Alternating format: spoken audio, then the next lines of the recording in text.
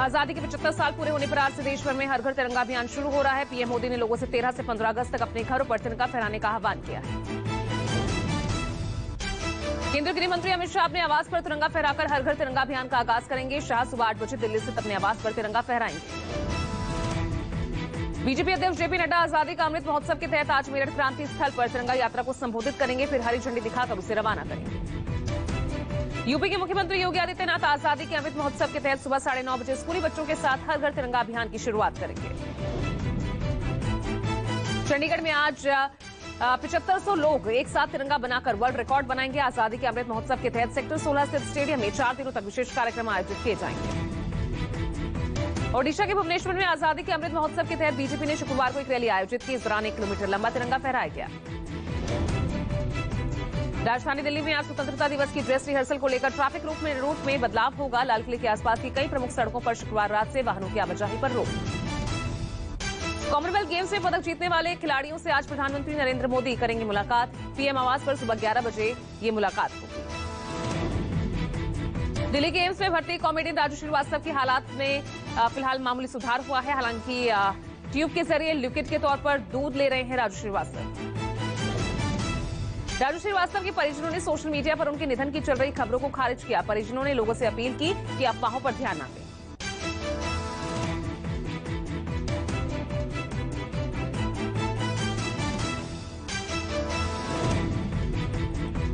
अंबाला छावनी की सड़कें शुक्रवार को देशभक्ति के रंग में डूबी नजर आई। हरियाणा के गृह मंत्री अनिल विज ने आजादी के अमृत महोत्सव के तहत अंबाला कैंट में अपने हजारों कार्यकर्ताओं के साथ तिरंगा यात्रा निकाली। अनिल विज ने तिरंगा बेचने के सवाल उठाने वालों को भी जवाब दिया। कहा, सरकार तिरंगा नहीं बेच रही, विपक्ष को आजादी महोत्सव में शामिल होना चाहिए। तिरंगा कोई सरकार तो बेच नहीं रही, अब विपक्ष को तो हर चीज में पेट में दर्द होती है। एक राष्ट्रीय कार्यक्रम चल रहा है और आप भी मनाओ, आप भी तिरंगा यात्रा करो।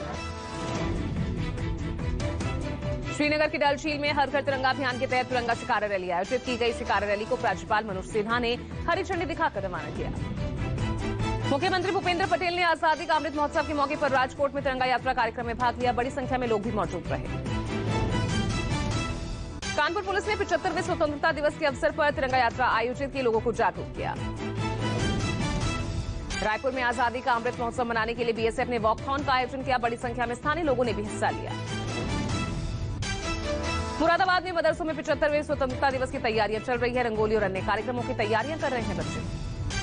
बिहार के नए डिप्टी सीएम और आरजेडी नेता 2 दिनों के दिल्ली प्रवास के बाद आज पटना लौटेंगे। तेजस्वी ने राज्य मंत्रिमंडल पर आरजेडी प्रमुख और पिता के साथ मंथन किया।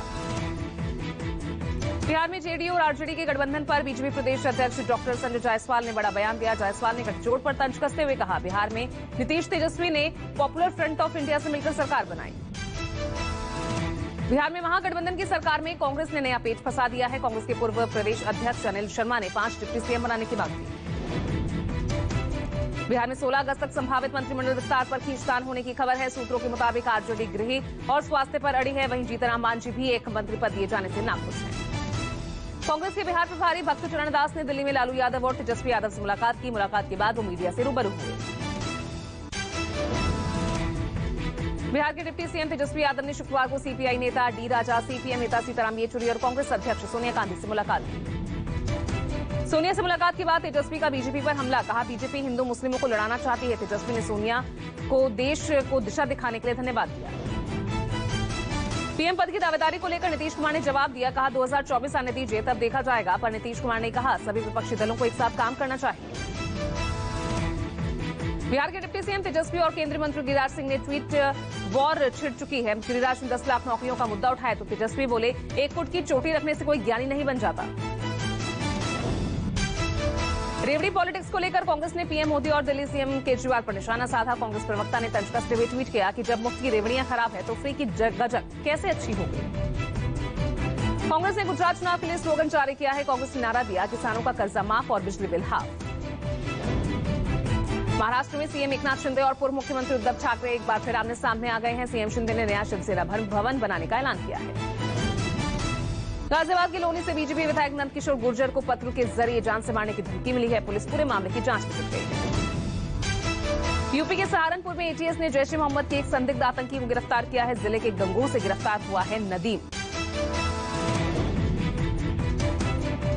दिल्ली से सटे ओल्ड फरीदाबाद में कलयुगी पिता ने नींद खराब होने से नाराज होकर अपने 1.5 महीने के बेटे की पीट कर हत्या कर दी।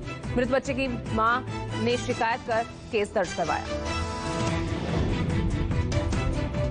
दिल्ली के मालवीय नगर में सरेआम एक युवक की चाकू से गोदकर हत्या कर दी गई। मृतक की कुछ लोगों से बहस हुई, जिसके बाद 4 से 5 लोगों ने सड़क पर दौड़ा कर चाकू से गोद डाला। दिल्ली में स्वतंत्रता दिवस से पहले पुलिस को बड़ी सफलता मिली है। दिल्ली पुलिस ने आर्म्स सप्लाई करने वाले गैंग का भांडाफोड़ किया। यूपी के झांसी में एक युवक की एक महिला ने बीच सड़क बेरहमी से पिटाई कर दी। मामला जेल चौराहे का है। खबर है जेल चौराहा इलाके में हो रहे अनैतिक कारोबार का वीडियो बनाने पर युवक की पिटाई हुई। न्यूयॉर्क में शुक्रवार को जानलेवा हमले का शिकार हुए लेखक सलमान रुश्दी फिलहाल वेंटिलेटर पर हैं। डॉक्टरों के मुताबिक रुश्दी की एक आंख में गंभीर चोट आई है। पुलिस ने इस मामले में 24 साल के एक हमलावर हाजी मटर को गिरफ्तार किया है। हमलावर न्यू जर्सी का रहने वाला है। रुश्दी को हेलीकॉप्टर से अस्पताल पहुंचाया गया। रुश्दी के खिलाफ 1989 में द सैटेनिक वर्सेस किताब की वजह से यह फतवा जारी हुआ था। शुक्रवार को न्यूयॉर्क में हुए हमले को उसी से जोड़कर देखा जा रहा है। सलमान रुश्दी पर हुए जानलेवा हमले की दुनिया भर में तीखी आलोचना हुई है। कट्टरपंथियों के फतवे के साए में जी रही बांग्लादेशी लेखिका तस्लीमा नसरीन ने कहा कि मैं रुश्दी पर हमले से हैरान हूं। भारतीय मूल के सलमान रुश्दी का जन्म 19 जून को मुंबई में हुआ था। 1947 में रुश्दी ने द सैटेनिक वर्सेस और मिडनाइट चिल्ड्रन किताब के जरिए दुनिया भर में शोहरत बटोरी थी। यूरोप के मॉन्टेनेग्रो में हुई गोलीबारी में 12 लोगों की मौत हुई। पारिवारिक विवाद में एक शख्स ने अंधाधुंध गोलीबारी की, जिसमें 11 की मौत हो गई। अमेरिका के न्यूयॉर्क में सुसाइड करने वाली भारतीय मूल की महिला मनदीप कौर का उसके आरोपी पति ने अंतिम संस्कार किया। बिजनौर की रहने वाली महिला के शव का परिजन फिलहाल इंतजार कर रहे हैं। मनदीप कौर सुसाइड को लेकर दुनिया भर के पंजाबी समुदाय में गुस्सा है। विदेश मंत्रालय ने इस मामले पर अमेरिकी प्रशासन से बात की थी। लातविया और एस्टोनिया ने चीन को बड़ा झटका देते हुए चीन सहयोग समूह से बाहर हो गए हैं। इससे पहले लिथुआनिया भी सीसीजी से बाहर हो चुका है। लातवियाई की संसद ने रूस को आतंकवाद प्रायोजक देश घोषित कर दिया है। सम्मत में लातवियाई के सांसदों ने प्रस्ताव पारित किया। पाकिस्तान के इस्लामाबाद में पूर्व प्रधानमंत्री और पाकिस्तान तहरीक इंसाफ प्रमुख इमरान खान आज रैली करेंगे। 9 सीटों से चुनाव लड़ने का ऐलान कर चुके इमरान की रैली में हंगामे के पूरे आसार। ब्रिटेन में पीएम उम्मीदवार ऋषि सुनक ने दिल्ली के सीएम अरविंद केजरीवाल की तरह बड़ा ऐलान किया। उन्होंने वादा किया कि घरों के बिजली बिल पर वैट में कमी कर करीब 200 पाउंड राहत देंगे। सऊदी अरब में योग को लोकप्रिय बनाने वाली नौफ मरवाई को रक्षाबंधन के मौके पर सोशल मीडिया पर लाखों शुभकामनाएं मिल रही हैं। सऊदी अरब की एकमात्र सर्टिफाइड योग इंस्ट्रक्टर नौफ को 2018 में पद्मश्री से सम्मानित किया गया था। अमेरिका में पड़ रही भीषण गर्मी से इंसान के साथ जानवर भी बेहाल है। न्यूयॉर्क में गर्मी से बेहाल एक घोड़ा बेहोश होकर सड़क पर गिर गया।